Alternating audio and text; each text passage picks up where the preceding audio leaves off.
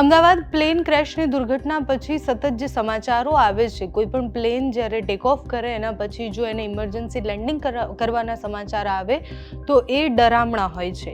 એ પ્લેનમાં બેઠેલા લોકો ઓલરેડી ડરેલા છે, કારણ કે આટલી બધી ઘટનાઓ અને એના પછી સતત આવતી એ ઘટનાઓ પછી લોકોની અંદર પ્લેનમાં બેસવા માટે પણ ડર હોય છે. સુરતમાં કંઈક એવું થયું. સુરતથી દુબઈ જઈ રહેલી ઇન્ડિગોની ફ્લાઇટને અચાનકથી લેન્ડ કરાવવાનો સમય આવ્યો. મધદરિયે એ ફ્લાઇટ પહોંચી હતી અને પછી એને અમદાવાદ લાવવી પડી. નમસ્કાર, આપની સાથે હું છું પાયલ.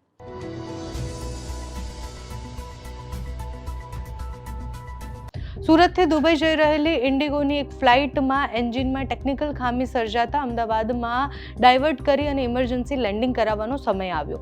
આ ઘટનાને કારણે ફ્લાઇટમાં સવાર મુસાફરોના જીવ તાળવે ચોંટી ગયા. જોકે પાયલટની ત્વરિત અને સમયસરની કાર્યવાહીને કારણે મોટી દુર્ઘટના અટકી ગઈ છે.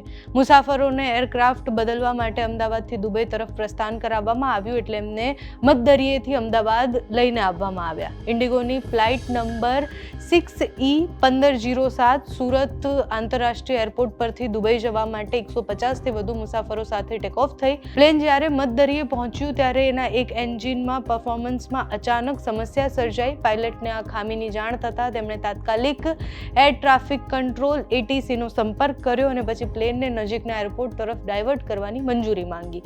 સુરક્ષાને ધ્યાનમાં રાખી પ્લેનને સૌથી નજીક અમદાવાદ સરદાર વલ્લભભાઈ પટેલ આંતરરાષ્ટ્રીય એરપોર્ટ પર ઉતારવાનો નિર્ણય લેવાયો. એન્જિનની ખામીને ચોક્કસપણે ઓળખવા માટે અને એની બીજી કઈ ખામીઓ છે એ બધા તપાસ કરવા માટે અત્યારે પ્લેનને ત્યાં સર્વિસમાં પાછું લાવવામાં આવ્યું છે. સુરક્ષાના માપદંડ અને બધી જ ચકાસણી થયા પછી એ પ્લેન ઉડાડવામાં આવશે. જોકે દુબઈ જઈ રહેલા એ લોકો માટે વૈકલ્પિક વ્યવસ્થા કરી અને બીજા એરોપ્લેનમાં એમને અમદાવાદથી દુબઈ તરફ પ્રસ્થાન કરાવવામાં આવ્યું છે.